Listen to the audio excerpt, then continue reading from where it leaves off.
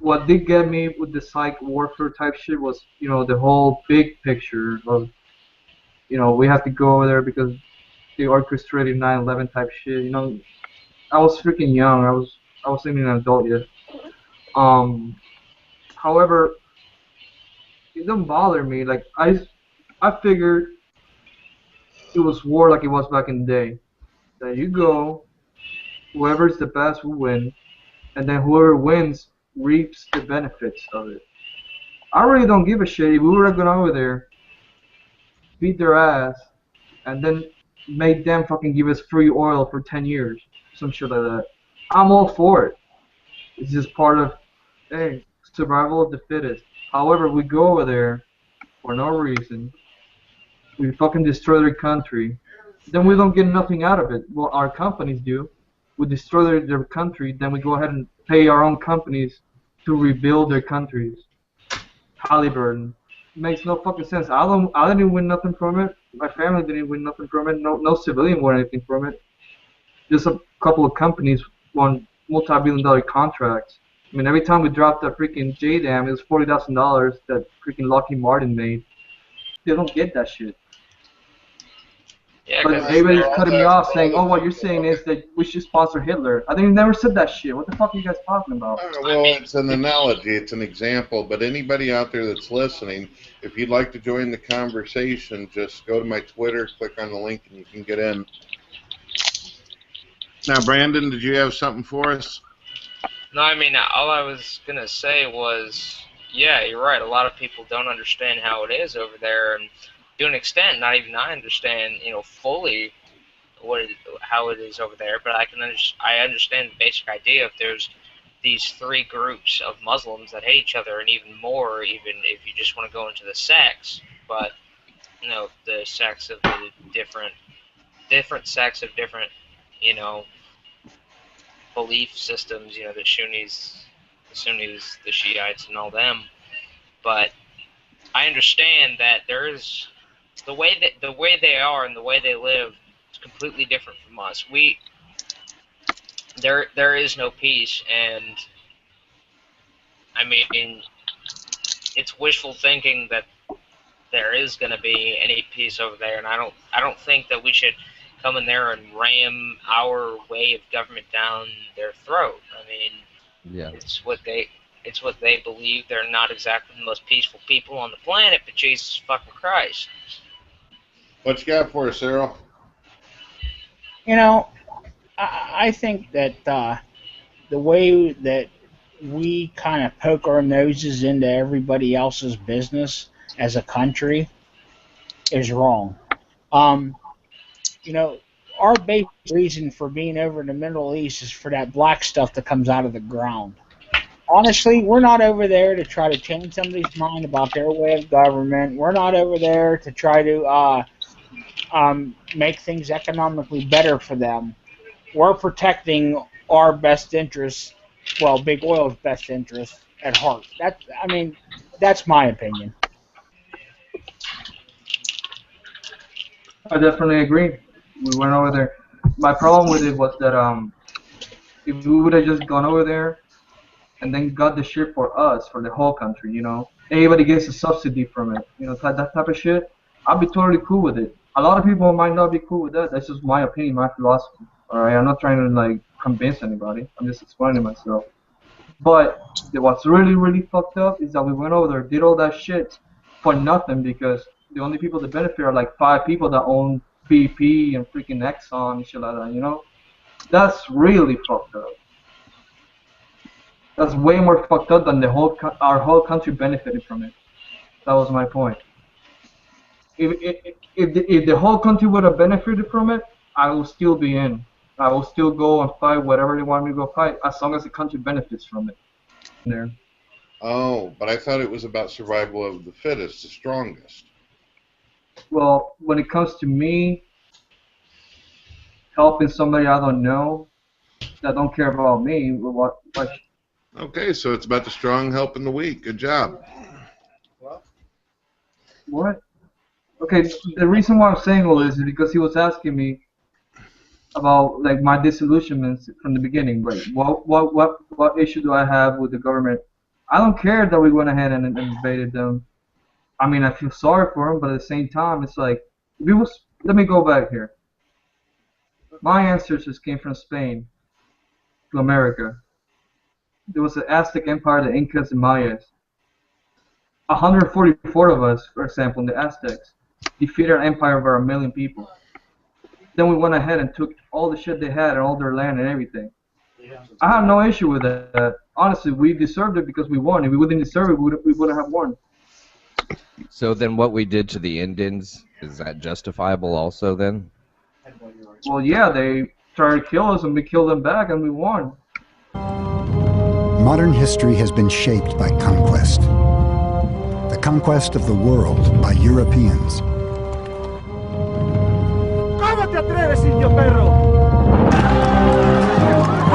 The conquistadors led the way. A few hundred men who came to the New World and decimated the native population. The secret of their success? Guns, germs, and steel.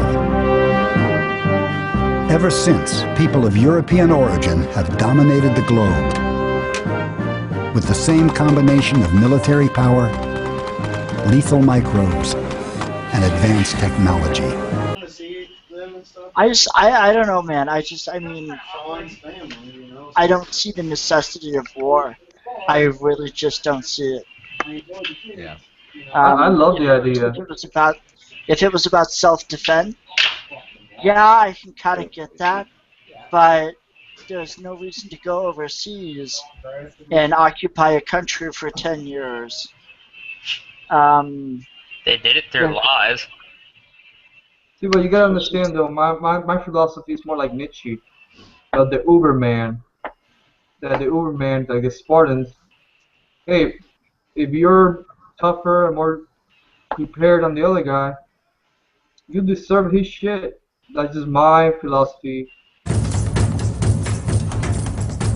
The intelligence reports speak of people wearing wool on their faces, like a llama, like an alpaca, that is like an animal.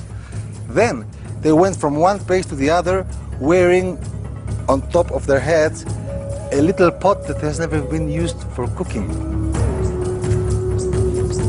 You need to be crazy to walk with a pot. But you must be beyond salvation if you arrive to a camp and you don't use that pot to cook. Atahualpa had an idea that these were subhumans. What could a few horsemen and 100 and so Spaniards do to the powerful Inca? Virtually nothing. But Atahualpa's spies don't realize that the Spanish are armed with some of the best weapons in the world.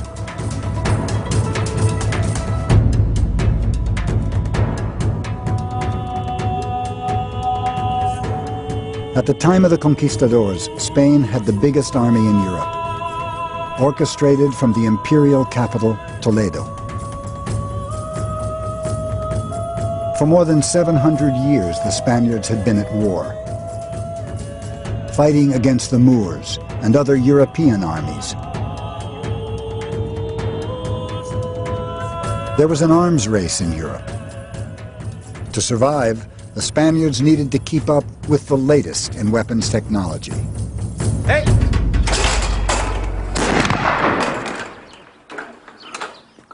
By the 1530s, the harquebus was an important part of the Spanish arsenal. Gunpowder had originally come from China, but its use as a weapon was pioneered by the Arabs. In European hands, guns became lighter and more portable, and were used for the first time by foot soldiers on the battlefield.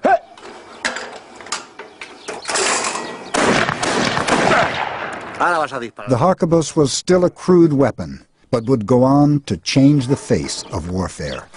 To us, moderns, this gun doesn't seem useful for anything. It's like a joke. Its aim is terrible. It takes a long time to reload, and while the shooter's reloading, an assaultant would come in and kill him. But the Incas hadn't even gotten this far, and even this gun with its sound and with the smell and with the smoke and with every now and then a person that it manages to kill, would have been terrifying to someone who had never seen this before. This would have been shock and awe, 1532 style.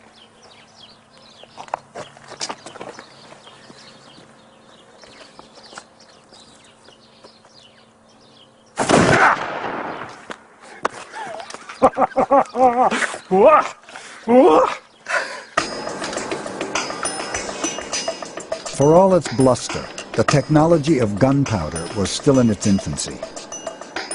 The real power of the conquistadors lay elsewhere, with the production of steel. Toledo had some of the best swordsmiths in the world. But swords like this, rapiers, represented a high point in a very sophisticated metalworking technology. You think about what the qualities are that are needed in a sword. First of all, it has to be hard enough, the metal has to be hard enough to take a sharp edge. And that requires steel. That is iron infused with carbon. And the more carbon you put into the iron, then the harder the metal is. But if you make it too hard, then it's brittle. And that's no good, because as you hit somebody, your sword would break. And so you also need your sword to have a certain pliability, an ability to bend and spring back into shape. And it's got, by heating it to certain temperatures, plunging it into cold water, immense amount of experimentation. It took centuries to get to the level of sophistication where you could get something so long and elegant and fine and deadly as the rapier.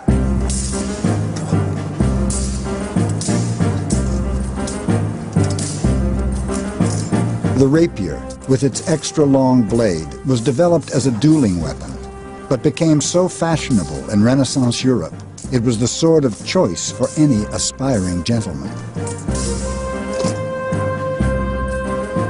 The word rapier derives from the Spanish term espada ropera, and that means dress sword.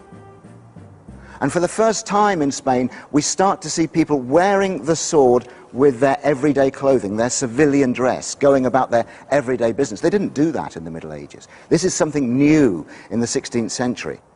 And it's saying, I have arrived, I am a gentleman, I am upwardly mobile, and I claim ancestry from the knights of the Middle Ages. It was very much a symbol of the conquistadors' aspiring greed.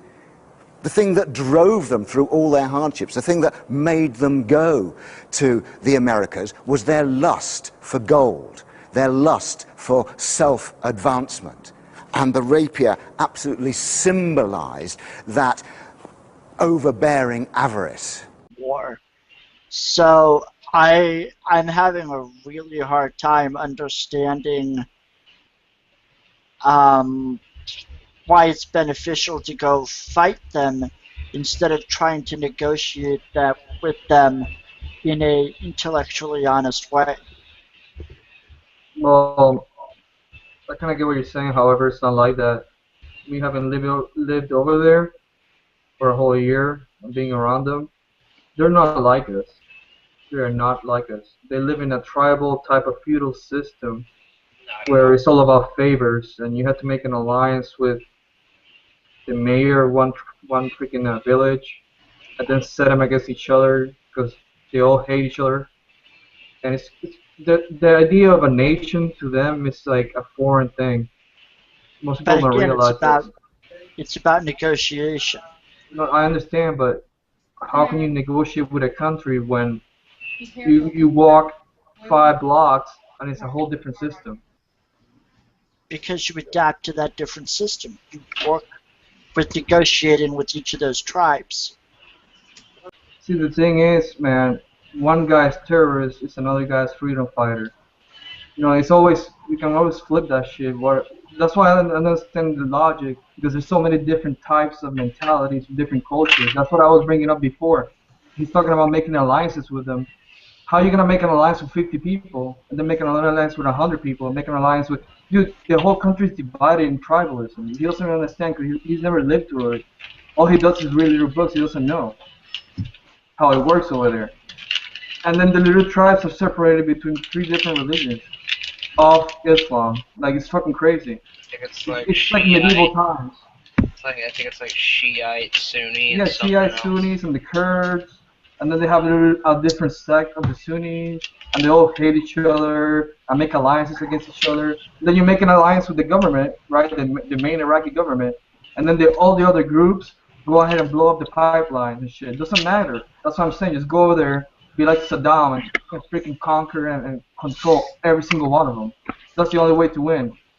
If you just make a little democracy shit, how can you make democracy with them when they can't even understand the concept of sitting down in a forum or in a republic and talking? They don't get that shit. They vow to defend their protests and say they are ready to fight. They are angry at the government's use of force against fellow Sunnis in the town of Hawija on Tuesday. Now they are calling on their leaders to declare a holy war against their own government. We have been here for 4 months demanding our rights peacefully. But the Prime Minister and his government burned our demands. They flooded Iraq with a sea of blood by killing protesters in Hawija. Sheikh Abdulrazak al-Shimmari is a member of the coordinating committee for the protests. He makes the conditions to end the protests. All military operations against protest areas must end.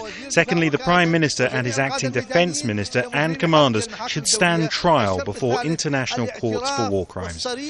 Thirdly, a clear statement from the government that it was behind the attack on Hawija and that it was an aggression. What's alarming is perhaps for the first time there were armed men among the crowds. An indication perhaps of what's coming next. Protesters here do not trust the government of Prime Minister Nouri al-Maliki. That's why clerics and tribesmen have called to form a tribal army to defend Sunni areas. This means it's a green light to carry out weapons against government forces. Prime Minister Maliki tried to appeal to Iraqis on Thursday to unite. He warned against the dangers of dragging the country back into a bloody sectarian strife. But his speech failed to convince these men who now think that the only way to win their rights is by using force against the government. Omar Saleh, Al Jazeera, Ramadi. Iraq is struck with violence for the 4th consecutive day. Tensions between Sunni protesters and the Shia-led government seems to have taken a turning point. Armed men in Ramadi clashed with the army for almost 2 hours. Several people were killed, and the message to the army is clear. They killed some of our senior tribal figures, and today the free men of Iraqi tribes have risen up, including the tribe of Bu Ali Jasim and the Ambar tribes. We are rising up against the Iranian. God is great.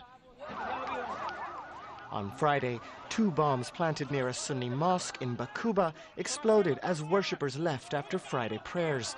It left the street littered with bodies.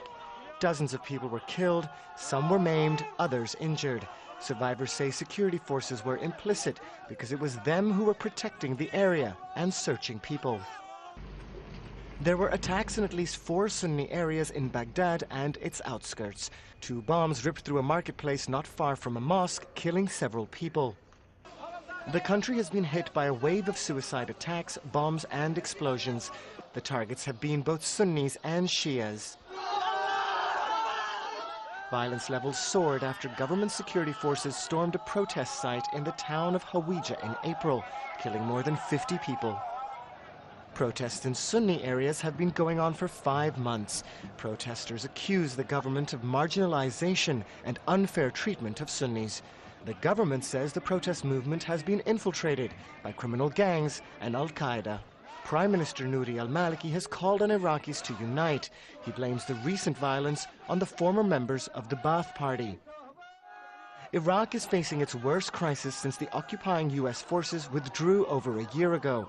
There is a growing fear among many Iraqis that the country is heading towards a civil war because the nature of the recent violence and attacks carry a sectarian nature.